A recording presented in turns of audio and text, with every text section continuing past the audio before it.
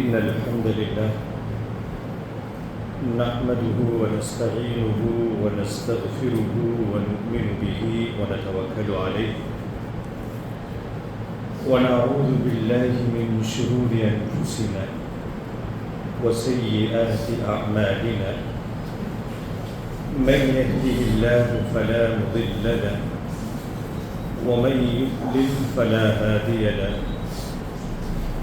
وأشهد أن لا إله إلا الله وحده لا شريك له وأشهد أن محمدا عبده ورسوله أرسله بالحق بشيرا ونذيرا وداعيا إلى الله بإذنه وسراجا منيرا فقد قال الله تعالى في كلامه العظيم والفرقان المجيد أعوذ بالله من الشيطان الرجيم بسم الله الرحمن الرحيم يا أيها الناس اتقوا ربكم الذي خلقكم من نفس واحدة وخلق منها زوجها وبث منهما رجالا كثيرا ونساء واتقوا الله الذي تساءلون به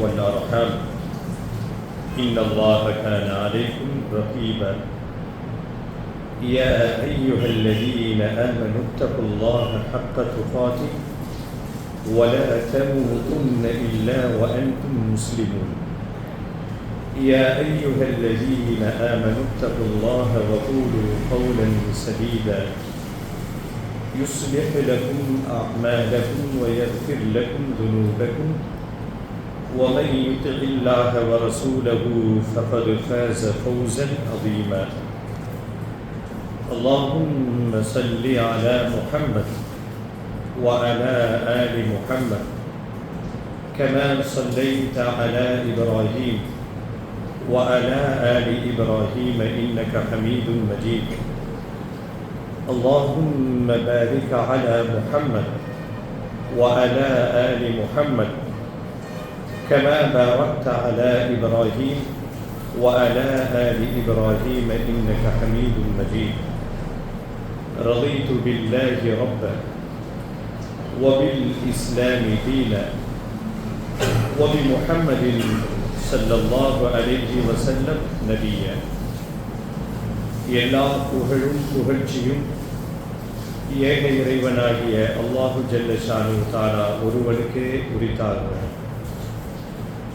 ஸலாத்தும் ஸலாமும் உயிருக்கு உயிரான உயிரிலும் மேலான ரஹ்மத்துல்லில் ஆலமீன் அகிலத்தின் அருட்கொடை அன்னலம் பெருமானார் ஸல்லல்லாஹு அலைஹி வஸல்லம் அவர்களின் மீதும் அன்னாரினுடைய குடும்பத்தார்கள் கிளையார்கள் அவர்களுடைய வாழ்க்கை நெறியை அடியொற்றி வாழ்ந்த உத்தம சத்திய சஹாபாக்கள் சஹாபிய பெண்மணிகள் தாபியீன்கள் தபா தாபியீன்கள் சுகதாக்கள் ஃபுகஹாக்கள் முஜாஹிதீன்கள் ஈமான் கொண்டு நல்லறங்கள் புரிந்த நம்முடைய முன்னோர்கள் குறிப்பாக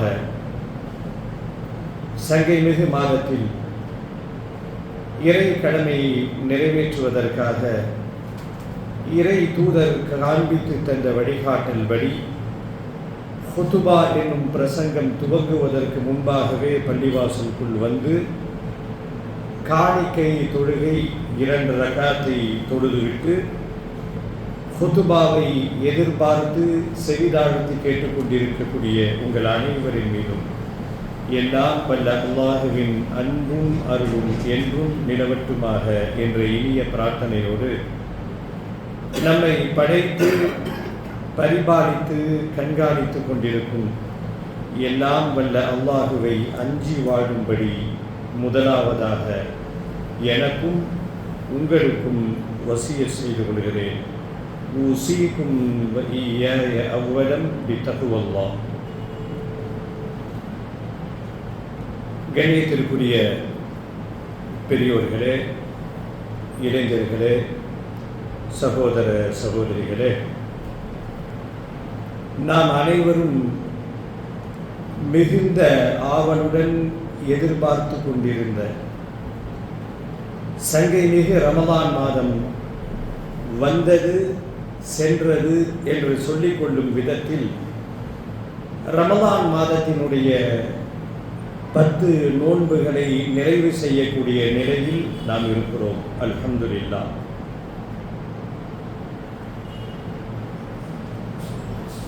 இன்றைய ஜும்ஆ ரமலான் மாதத்திலே நாம் தொழுகின்ற 2வது ஜும்ஆ.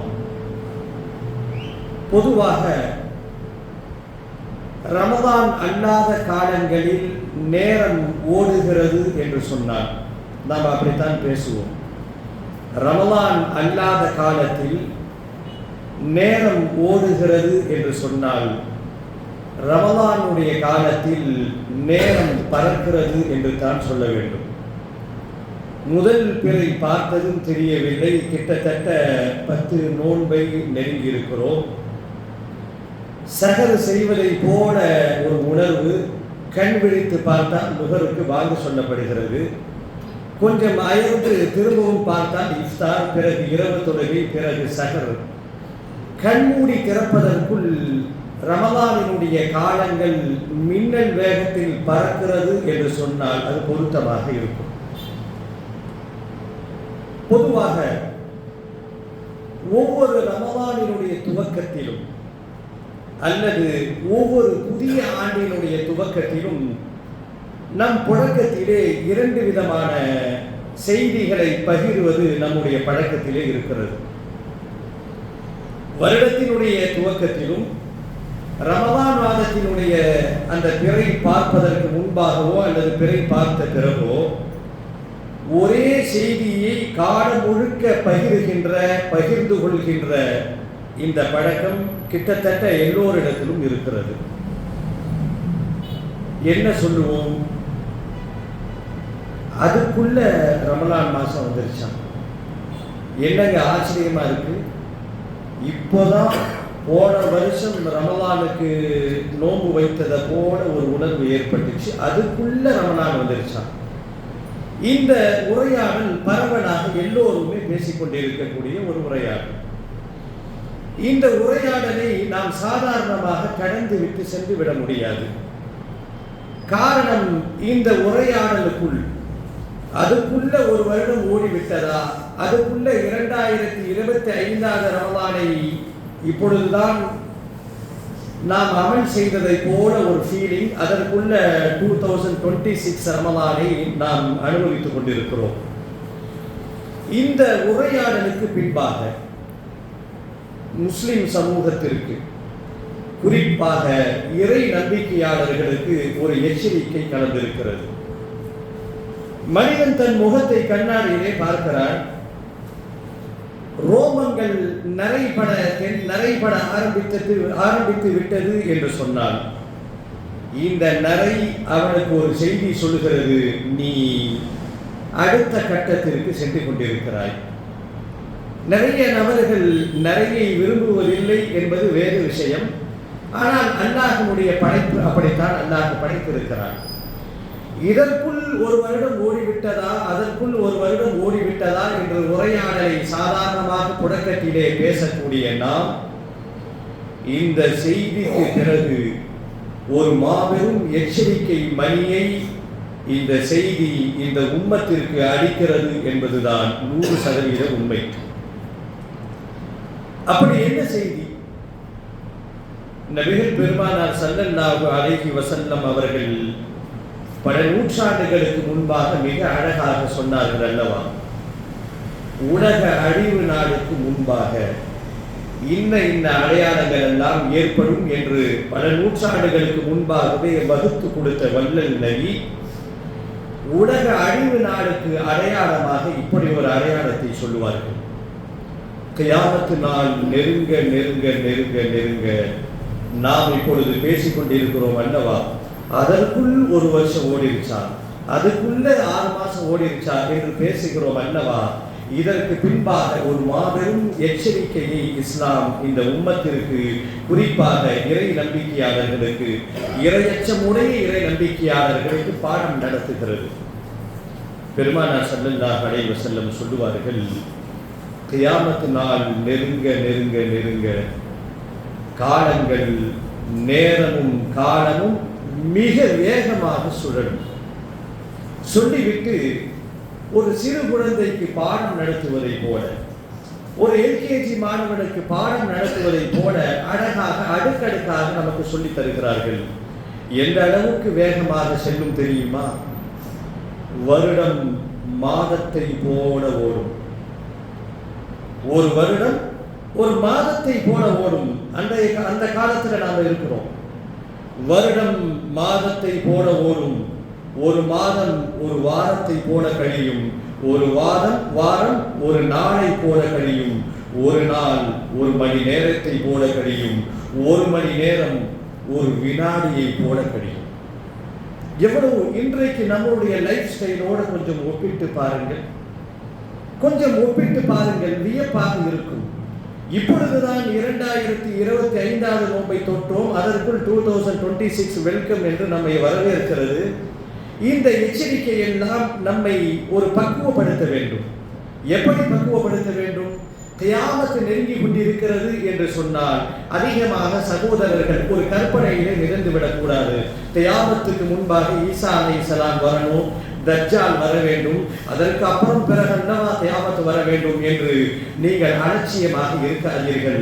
அல்லாஹ் கியாமத்தை எப்படி வரவழைக்கிறான் தெரியுமா? ஒரு மனிதன் இறந்து விட்டால் அவன் மறுமைக்குள் நுழைந்து விடுகிறான். அது ஒன் வே டிராஃபிக். ஒன்ஸ் மௌத்தாயாச்சுன்னா நீ என்ன கத்தினாலும் சரி, கதறினாலும் சரி, கூப்பாடு போட்டாலும் சரி, அது ஒன் வே டிராஃபிக். சென்றவர்கள் ஒரு வழி பாதையாகத்தான் மூத்தை அல்லாஹ் ஆக்கி வைத்திருக்கிறார். கியாமத் நெருங்கிவிட்டது என்று சொன்னால் நாம் மௌத்தாகிவிட்டால் மறுமைக்குள் என்ட்ரி ஆகி விடுகிறோம். மன்னரை, அதற்கு அப்புறம் மறுமை. இப்ப இந்த உரையாடலை ஒவ்வொரு நோன்பினுடைய துவக்கத்திலும் நாம் பேசுவோம். அதுக்குள்ள ஒரு வருஷம் ஓடிச்சானு இல்லை. அன்பு சகோதரர்களே, நம்முடைய வாழ்க்கை மின்னல் வேகத்தில் கழிந்து கொண்டிருக்கிறது. எச்சரிக்கை மணி நமக்கு அளிக்கிறது. ரெண்டாவது என்ன பேசுவோம்னா, சும்மா பிராக்டிக்கலா நம்ம பேசுவோம். சென்ற வருடம் நம்மோடு இருந்தவர்கள் இன்றைக்கு இல்லை அப்படின்னு பரவலாக பேசப்படுவதில்லை. இது பேசிவிட்டு சாதாரணமாக கடந்து போகக்கூடிய வார்த்தை அல்ல. சென்ற வருடம் நம்மோடு இருந்தவர்கள் இன்றைக்கு நம்மோடு இல்லை. சஹர் சாப்பிட்டவர் இல்லை, பக்கத்திலே நின்று தொழுதவர் இல்லை, இஃப்தார் செய்தவர் இல்லை என்றெல்லாம் அடுக்கடுக்காக பல வசனங்களை நாம் பேசுவோம். இந்த ஒரு வரிய கொஞ்சம் நின்று நிதானமாக யோசித்தால் நம்முடைய மறுமையின் வெற்றிக்கு, நம்முடைய மேம்பாட்டிற்கு இந்த ஒரு வரி போதுமானது. நம்மோடு இருந்தவர்கள் இன்றைக்கு இல்லை அப்படின்னா என்ன பொருள்?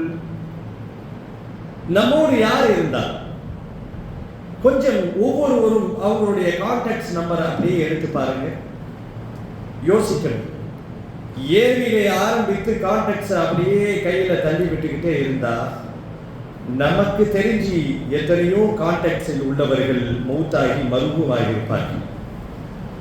அவர்கள் இந்த உலகத்தை விட்டு அவர்கள் சென்று இருப்பார்கள்.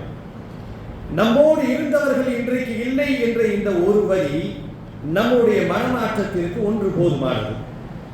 இதை நாம் பேசிவிட்டு ஒரு வசனமாக பேசிவிட்டு செல்கின்ற காரணத்தினால்தான் அதனுடைய முக்கியத்துவமும் அதனுடைய ஒரு அறிவுபூர்வமான கருத்தும் நாம் யோசிப்பதில்லை. நம்மோடு இருந்தவர் இன்றைக்கு இல்லை என்று பேசுகிறோம். 100% உண்மை. ஒவ்வொருத்தருக்கும் இந்த அனுபவம் இருக்கும். உங்களுடைய தனிப்பட்ட முறையில் உள்ள லைஃபை நீங்க யோசிச்சு பார்த்தா உங்கள் உறவு வட்டாரங்கள்ல நெருங்கிய அல்லது தூரத்தில் அல்லது நண்பர்கள் அல்லது தெரிந்தவர்கள் சென்ற வருடம் குதூகலமாக ரமதானை அனுபவித்தவர்கள் இன்றைக்கு இல்லை. இது சரியான வார்த்தை. இது என்ன மெசேஜ் நமக்கு தருதுன்னா, நம்மோடு இருந்தவர்கள் என்று சொன்னால் யார்? நம்மை போன்ற அவர்களும் பல கற்பனையிலே இந்த உலகத்தில் வாழ்ந்தவர்கள். எப்படி சகருக்கு விதவிதமான உணவை சமைத்து நாம் சுவைக்கிறோமோ அதே போல அவரும் சுவைத்தவர். தேடி தேடி தேடி எனக்கு இந்த ஆடை நன்றாக இருக்கும், என் பிள்ளைக்கு இந்த ஆடை நன்றாக இருக்கும், என் மனைவிக்கு இந்த ஆடை நன்றாக இருக்கும் என்று தேடி தேடி பெருநாளுக்கு பர்ச்சேஸ் செய்த சகோதரர்களும் நம்மை போன்ற கற்பனையிலே வாழ்ந்தவர்கள் தான். அவர்கள் இன்றைக்கு இல்லை அப்படின்னா நமக்கு என்ன மெசேஜ் என்று சொல்லுதுன்னா, அவர்களால் செய்ய முடியாததை உன்னால் செய்ய முடியும். நம்மோடு இருந்தவர்கள் இன்றைக்கு இல்லை என்று சொன்னால் அவர்களுடைய தவணை முடிந்துவிட்டு சென்று விட்டார்கள், அவர்களால் நோன்பு வைக்க முடியாது. வாய் திறந்து ஒரு சுபஹானல்லாஹ் சொல்ல முடியாது. பணம் இருந்தும் மனம் இருந்தும் ஜகாத் கொடுக்க முடியாது. சான்ஸை அவர்கள் ஒன்று பயன்படுத்தி இருப்பார்கள் அல்லது தவறு விட்டு இருப்பார்கள். நமக்கு அல்லாஹ் அந்த வாய்ப்பை கொடுத்திருக்கிறார். பாருங்கள், நபித்தோழர்கள் சஹாபாக்களுக்கு அடுத்த வந்த அந்த காலத்திற்கு தாபியீன்கள் என்று அரபியிலே சொல்லுவார்கள். நபித்தோழர்களை பார்த்தவர்கள் தாபியீன்கள், அவர்களை பார்த்தவர்கள் தபா தாபியீன்கள். இது வரிசையாக வரும். ரசூலுல்லாஹி ஸல்லல்லாஹு அலைஹி வஸல்லம் அவர்களை ஈமானோடு பார்த்தவர்கள் சஹாபாக்கள், சஹாபாக்களை பார்த்தவர்கள் தாபியீன்கள். அதுல ஒரு பிரபலமான தாபியன் ஹசன் பஸ்ரி ரஹிமஹுல்லாஹு அவர்கள் நமக்கு புரிகிற மாதிரி ஒரு அற்புதமான விளக்கம் ஒன்றை பதிவு செய்திருக்கிறார்கள். ஒரு ஜனாசா தூக்கி சென்று ஜனாசாவை சந்தாக்கில வச்சு தூக்கி செல்லப்படுது. அருகாமையில் இருக்கக்கூடிய நண்பர்கள்ட்ட அவர் கேட்கிறார், ஹசன் பஸ்ரி ரஹிமஹுல்லா, இந்த ஜனாசாவுக்கு சொந்தக்காரர் இந்த சந்தாக்கிலே வைத்து தூக்கி கொண்டு செல்கிறார்கள் அல்லவா, இந்த இவருக்கு உயிர் வந்தால் எப்படி இருக்கும், நீங்கள் என்ன கருதுகிறீர்கள் அப்படின்னு கேட்கிறார். அவர்கள் சொல்லுகிறார்கள், இந்த ஜனாசாவுக்கு உயிர் வந்துச்சுன்னா அப்படி கொடுக்கப்படாது, அப்படி கொடுக்கப்பட்டால் ஒரு அற்புதமான வாய்ப்பு அவருக்கு வழங்கப்பட்டிருக்கிறது. இந்த உலகத்திலே வாழுகின்ற காலத்திலே எதையெல்லாம் அவர் துடைத்தாரோ அதை மீட்டுக் கொள்வதற்கு ஒரு வாய்ப்பு. தௌபா செய்யாமல் மௌத்தா இருக்கலாம், தௌபா செய்யலாம், அல்லது ஜகாத்து கொடுக்காமல் சதகா செய்யாமல் இப்படி ஏதேனும் ஒன்றை தன்னுடைய வாழ்க்கையில் மறுமையின் வெற்றிக்காக பயன்படுத்தாமல் அவர் இருந்திருக்கலாம். மீண்டும் அவர் உயிர் கொடுக்கப்பட்டால் எல்லா நல்லறங்களையும் அவர் செய்வார். காரணம், மௌத்தை கண்டு கொண்டு வந்திருக்கிறார். ஹசன் பஸ்ரி ரஹிமஹுல்லா அழகாக விளக்கம் தருவார்கள். யார் நினைத்தாலும் பூமியே தலைகீழ் புரண்டாலும் அவருக்கு ரூஹு கொடுக்கப்படாது, நீங்கள் அறிந்து வைத்திருக்கிறீர்கள். ஆனால் நீங்கள் உயிரோடு இருக்கிறீர்கள், நீங்கள் என்ன சாதித்திருக்கிறீர்கள்? இதுதான் நாம் சிந்திக்க வேண்டிய தருணம். கடந்த வருடம் இருந்தவர்கள் இன்றைக்கு இல்லை என்று சாதாரணமாக பேசிக் கொள்கிறோம். நெருங்கியவர்களாக இருந்தால் கண்ணீர் வடிக்கிறோம். இது என்ன மெசேஜ் சொல்லுதுன்னா, அவர்களால் செய்ய முடியாத அத்தனை இபாதத்துகளை உங்களால் செய்ய முடியும். அன்பு உறவுகளே, ரமதானை அடையக்கூடிய பாக்கியத்தை அல்லாஹ் கொடுத்திருக்கிறான்.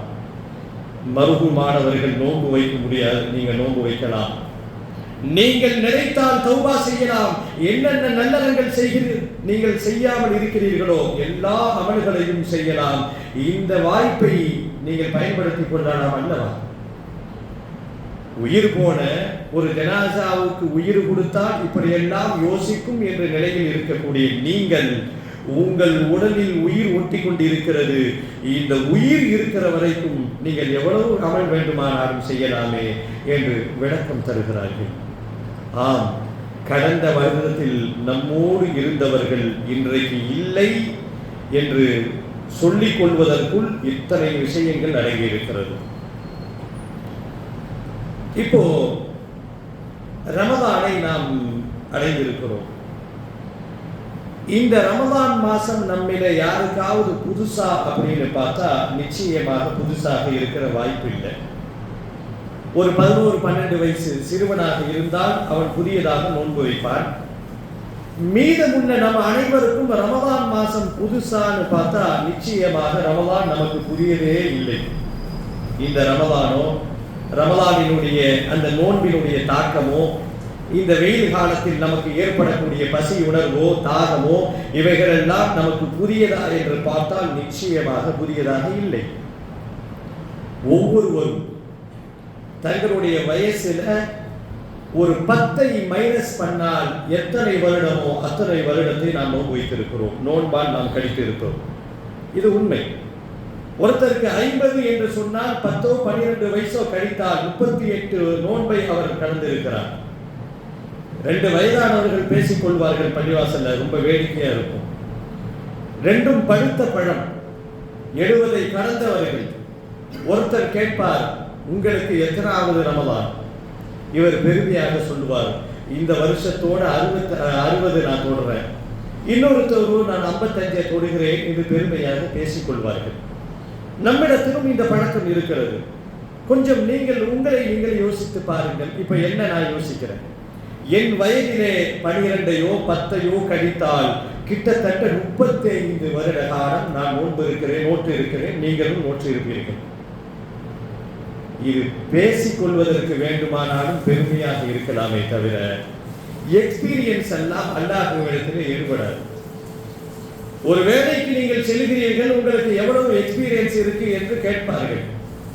அல்லாஹ்விடத்திலே எக்ஸ்பீரியன்ஸுக்கு வேலையே இல்லை. நான் 40 வருட காலம் நோன்பு வைத்திருக்கிறேன் என்று ஒருவன் கூறி அவன் தப்பித்துக் கொள்ள முடியாது.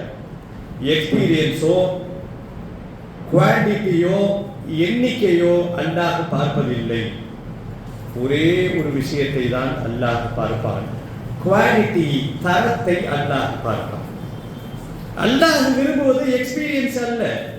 நீ 50 என்ன 60 என்ன, உனக்கு 100 வயசை கொடுத்தா 80 வருட காலம் நீ நோன்பு நோற்று இருப்பாய். இதை வைத்துக் கொண்டு உன்னிடத்திலே என்ன சேஞ்சஸ் ஏற்பட்டு இருக்கிறது, இந்த நோன்பு உன்னை எப்படி மாற்றி அமைத்திருக்கிறது, இந்த நோன்பு என்னும் சிகிச்சை உன்னை எப்படி பக்குவப்படுத்தி இருக்கிறது என்பதுதான் அல்லாஹ் கவனிப்பானே தவிர எக்ஸ்பீரியன்ஸ் முக்கியமே அல்ல. நான் 40 தொட்டுட்டேன், என் பையன் 3வது நோன்பு, என் பொண்ணுக்கு 8வது நோன்பு என்று பெருமையாக பேசிக் கொள்வது ஒரு பக்கம் சந்தோஷமாக இருந்தாலும் இஸ்லாம் இதையெல்லாம் ஒரு பொருட்டாகவே எடுப்பதில்லை. அல்லாஹ்விடத்திலே அனுபவத்திற்கு வேலை இல்லை, அல்லாஹ்விடத்திலே எண்ணிக்கைகளுக்கு வேலை இல்லை. பாருங்கள், பெருமானார் ஸல்லல்லாஹு அலைஹி வஸல்லம் அவருடைய காலத்திலே தர்மங்கள் கோரப்படுகிறது, மலைவோடு குவித்து வைக்கப்படுகிறது தர்மம். ஒருத்தர் மிகுந்த சிரமப்பட்டு இரு கரத்திலே உழைத்து வேர்வை சிந்தி 2 கரத்தில் அவரான முடிஞ்ச தர்மத்தை கொண்டு போய் சேர்க்கிறாரு. பெருமானார் அவர்கள் இந்த மலைவோடு குவிந்திருக்கின்ற தர்மத்தை விட இது சிறந்தது என்று சொன்ன வரலாறு எல்லாம் நாம் பார்க்கிறோம். ஆம், பல வருடங்கள் நோன்பு நோற்பது ஒரு பக்கம் சந்தோஷமாக இருந்தாலும் இஸ்லாம் ஒரே விஷயத்தை தான் பார்க்கிறது, இந்த நோன்பு உங்களை எப்படி பக்குவப்படுத்தி இருக்கிறது, உங்களை எப்படி இந்த நோன்பு மோல்டாக்கி இருக்கிறது, எப்படி இந்த நோன்பு உங்களுடைய குணங்களையும் உங்களுடைய இபாதத்துகளையும் உங்களுடைய சிந்தனைகளையும் சீரமைத்து இருக்கிறது என்பதில் தான் நோன்பினுடைய வெற்றி அமைந்திருக்கிறதே தவிர எண்ணிக்கைகளோ அல்லது நீங்கள் படுகின்ற சிரமங்களோ அல்லாஹ்வுக்கு தேவையே இல்லை. முதல்ல இந்த விஷயத்தை மனசுல ஆழமாக பதிச்சுக்கணும். நாம் சிரமப்பட்டு நோன்பு நோக்கிறோம், கிட்டத்தட்ட ஒரு 14-15 மணி நேரம் சிரமம் தான். உலக மக்கள் அனைவரும் இந்த நோன்பை போற்றுகிறார்கள், தலையில் தூக்கி வைத்து ஆடுகிறார்கள், எல்லாம் சரி. ஏன் இந்த நோன்பு, ஏன் எதற்கு என்று சொன்னால் இன்றைக்கு சமூக வலைதளத்தில் நீங்க புரட்டி பார்த்தீங்கன்னா நமக்கு சிரிப்பாக வருகிறது. இந்த நோன்பை வைத்துக் கொண்டு விதவிதமான கருத்துக்கள் உலா வந்து கொண்டிருக்கிறது. ஒரு பக்கம் வெயிட் லாஸுக்கு உள்ள சிகிச்சையாக நோன்பு பேசப்படுகிறது. சமூக வலைதளத்தை திறந்து பார்த்தா சேலஞ்ச் 30 நாள்ல 15 கிலோ குறையலாம் என்று சிலர்கள் பெண்கள் உட்பட பதிவு செய்யப்படுவதை பார்க்கிறோம். இதுக்காக நோன்பு அல்லாஹ் ஆக்கி வைத்திருக்கிறான். குர்ஆனிலே அல்லாஹ் எங்கேயும் சொல்லி இருக்கிறானா, நீங்கள் நோன்பு வைத்தால் நீங்கள் வெயிட் லாஸ் ஆகுவீர்கள், உங்களுடைய கொழுப்பு கரையும், உங்களுடைய குட் கொலஸ்ட்ரால் ஏறும் என்றெல்லாம் இஸ்லாம் சொல்லி இருக்கிறதா? இல்லை. ஆனாலும் நன்மை இருக்கிறது. இந்த இஸ்லாத்தினுடைய தனிச்சிறப்பே என்னன்னா, இதற்குத்தான் நோன்பு என்று அல்லாஹ் சொன்னது. ஏன் நோன்பு என்றால் ஒரே வரியிலே அதற்கு பதிலை இஸ்லாம் சொல்லிவிடும். ஆனால் இந்த நோன்பு மூலமாக, இந்த ஃபாஸ்டிங் என்று இன்றைக்கு பெருமையாக சமூக வலைதளத்திலே பரவப்படுகிறது, இதன் மூலமாக எண்ணற்ற நன்மைகளை நாம் அனுபவிக்கிறோம் என்பது 100% உண்மை. ஆனால் நோன்பு அதற்காக வேண்டி அல்ல. வெயிட் லாஸுக்கோ அல்லது உங்களுடைய உடம்பிலே இருக்கக்கூடிய கெட்ட கொலஸ்ட்ராலை குறைப்பதற்கோ, குட் கொலஸ்ட்ராலை ஏற்றிக் கொள்வதற்கோ அல்லது குறிப்பிட்ட நோயை குறைப்பதற்கோ இந்த நோன்பு அல்ல. அப்ப ஏன் இந்த நோன்பு? சிம்பிளா ஒரே ஒரு லைன்ல அல்லாஹ் சொல்லிவிடுகிறார், இந்த நோன்பு நீங்கள் பசித்திருக்கிறீர்கள், நீங்கள் கடுமையான தவம் இருக்கிறீர்கள், கடும் சிரமத்தை நீங்கள் எடுத்துக்கொண்ட இந்த நோன்பு நீங்கள் வெயிட் லாஸ் ஆகுவதற்கு அல்ல, நீங்கள் உங்களுடைய நோய்களை குறைத்துக் கொள்வதற்கு அல்ல, ஏழைகளுடைய பசியை உணர்வதற்கும் அல்ல. ஒரே ஒரு விஷயத்திற்கு தான், நீங்கள் நல்லவர்களாக மாற வேண்டும், நீங்கள் இறை உணர்வு உள்ளவர்களாக மாற வேண்டும் என்று இஸ்லாம் சொல்லுகிறது. சரி, இந்த நோன்பு நம்மை மாற்றி இருக்கிறதா அல்லது ஏமாற்றி இருக்கிறதா? எப்படி கண்டுபிடிப்பது? ஏதேனும் வழி இருக்கிறதா? ஏதேனும் லேப்ல டெஸ்ட் பண்ணலாமான்னு பார்த்தா சிம்பிள், ஒரே ஒரு சின்ன செக்கப். இந்த சோதனையை நாம் செஞ்சுக்கிட்டோம். இன்றைக்கு நாம் பரவலாக, இன்றைக்கு எல்லா வீடுகளிலும் ஒரு காலத்தில் லேப் டெஸ்ட் அப்படின்னா போய் லேபில் கொடுக்கணும். இன்றைக்கு கையடக்க கருவியை வைத்திருக்கிறார்கள். நோன்பு திறந்த உடனே ஹாஜியார் தொடையில குத்துறாரு, திடீர்னு பார்க்குறாரு, பரவாயில்ல, நேற்றை விட இன்னைக்கு சுகர் குறைஞ்சிருக்கு. அப்படியே உட்கார்ந்த இடத்துல இருந்து இன்னைக்கு எல்லா டெஸ்டிங்கும் நடக்குது. விருந்து சாப்பிடுகிறார்கள், சாப்பிட்டு முடிஞ்ச உடனே டெஸ்ட் பண்றாங்க, எத்தனை கலோரி, எல்லாம் கம்ப்ளீட்டா அப்டேட்டா தெரியுது. அப்போ நாம இன்றைக்கு ஒரு செக் பண்ண போறோம், என்னையும் சேர்த்து. நீங்களாம் நோன்பு வைத்திருப்பீர்கள், உங்கள் குடும்பத்திலே வைத்திருப்பீர்கள், பிள்ளைகள் வைத்திருப்பார்கள், பெற்றோர்கள் வைத்திருப்பார்கள். ரொம்ப சந்தோஷம். இந்த நோன்பு சரியான பாதையில் நம்மை அழைத்து செல்கிறதா அல்லது நாம பட்டினி கிடக்கிறோமா என்பதற்கு ஒரே ஒரு சின்ன சோதனை. அடுத்த அமர்விலே அந்த சோதனையை செய்து கொள்வோம். நாம் உண்மையான நோன்பாளர்களாக மாறுவோம். எல்லாம் அல்ல நம் அனைவருக்கும் ரமலான் மாதத்தை இறை எச்சத்தோடு, இறை உணர்வோடு, தூய்மையான எண்ணத்தோடு, உடல் ஆரோக்கியத்தோடு, சலாமத்தோடு நோன்பு நோற்று எல்லா நோன்புகளையும் நிறைவு செய்து பெருநாளையும் கொண்டாடி மனித நேயத்தை பிரதிபலிக்கக்கூடிய வகையில் நம்முடைய வாழ்க்கையை எல்லாம் அமைத்து தருவானாக. யா அய்யுஹல்லதீன ஆமனு தக்குல்லாஹ ஹக்க துகாத்தி வ லா தமூதுன்ன இல்லா வ அன்தும் முஸ்லிமூன்.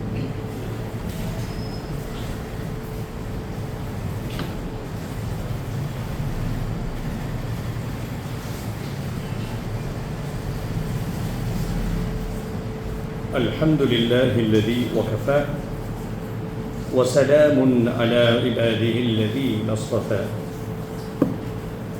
கண்ணியத்திற்குரிய அல்லாஹ்வின் நல்லடியார்களே, இஸ்லாமிய சமூகத்தில் கிட்டத்தட்ட உலக மக்களில் ஒரு 90% மக்கள் கண்டிப்பாக நிச்சயமாக நோன்பு வைத்திருப்பார்கள். எந்த மாற்று கருத்துக்கும் இடமில்லை. சில தொழிலாளிகளை நாம் பார்க்கலாம், இவர்கள் எல்லாம் எப்படி நோன்பு வைக்கிறார்கள் என்று வியப்பாக இருக்கும். அந்தரங்கத்திலே தொங்கிக் கொண்டு பெயிண்ட் அடிக்கின்ற தோழர்கள் நோன்பு வைக்கிறார்கள். கடுமையான பொருளை சுமந்து இந்த வெயில்ல வேலை செய்யக்கூடிய கூலி தொழிலாளிகளும் இறையச்சத்தோடு நோன்பு வைக்கிறார்கள்.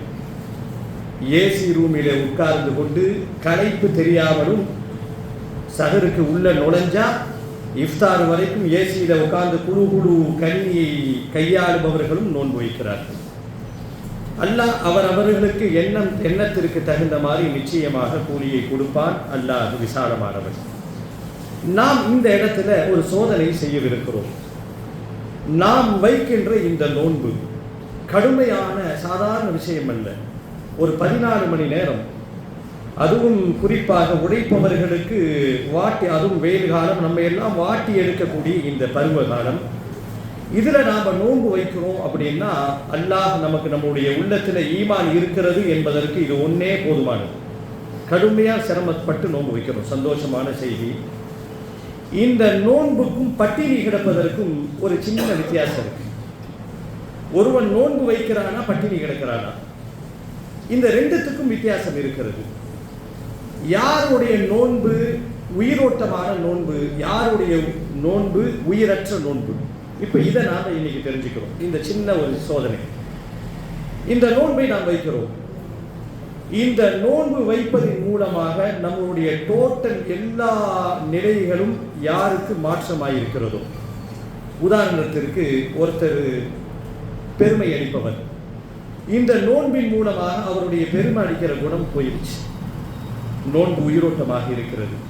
ஒருத்தர் கஞ்சன், தாராளமாக செலவு செய்ய மாட்டான், இந்த நோன்பு அவனை மனிதநேயம் உள்ளவனாக மாற்றி இருக்கிறது, இவனுடைய நோன்பு உயிரோட்டமாக இருக்கிறது. ஒருவன் தொழுகையாளியாக இல்லாமல் இருக்கலாம், நோன்பு வைத்துக் கொண்டு இவனை இந்த நோன்பு தொழுகையாளியாக மாற்றி இருந்தால் இவனுடைய நோன்புக்கு உயிர் இருக்கிறது. டோட்டலா ரிசல்ட் என்ன சொல்லுது அப்படின்னா, இந்த பசியும் இந்த பட்டினியும் உண்மையான உயிரோட்டமாக நோன்பாக மாறணும்னா நம்மிடத்திலே நிச்சயமாக மாற்றங்கள் வந்தாக வேண்டும். மாற்றங்கள் இல்லாத நோன்பு பட்டினி என்று அல்லாஹ் சொல்லுகிறார். இன்னும் எந்த அளவுக்கு இஸ்லாம் சொல்லுகிறது என்று சொன்னால், அல்லாஹ் இப்படி சொல்லுவானாம், உங்ககிட்ட என்ன சேஞ்சஸும் ஏற்படலை, வழக்கம் போல மோசடி பண்ற, பெருமை அடிக்கிற, பொய் பேசுகிற, ஃபித்னா பண்ணுற, உறவுகளை துண்டித்து வாழுகிறாய், ஏமாற்றுகிறாய், ரியல் எஸ்டேட்டுன்னு மோசடி செய்கிற எல்லா பலாயும் செஞ்சுக்கிட்டு யார்கிட்ட ஏமாத்திட்டு நீ நோன்பு வைக்கிற? அல்லாஹ் இப்படி கேட்பானா? உன்னிடத்திலே கேரக்டர் மாறவில்லை என்று சொன்னால் நீ பட்டினி கிடக்கிறாய்.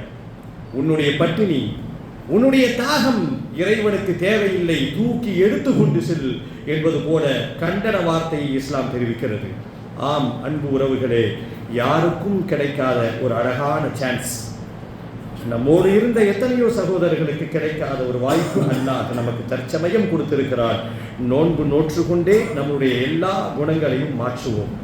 குறிப்பாக பெற்றோர்களை பராமரிக்காதவர்கள், குடும்பத்திலே மனைவி மக்களோடு கரடுமுரடாக நடந்து கொள்பவர்கள், உறவுகளை துண்டித்து வாழ்பவர்கள், பணம் இருந்தும் மனம் இருந்தும் படத்தை இழக்காமல் கருமையாக இருப்பவர்கள், யார் யார்கிட்ட என்னென்ன குறைகள் இருக்கிறதோ இந்த குறைகள் அனைத்தும் இந்த நோன்பு மாற்றி இருக்கிறது என்று சொன்னால் உங்களுடைய நோன்பு சக்சஸ்.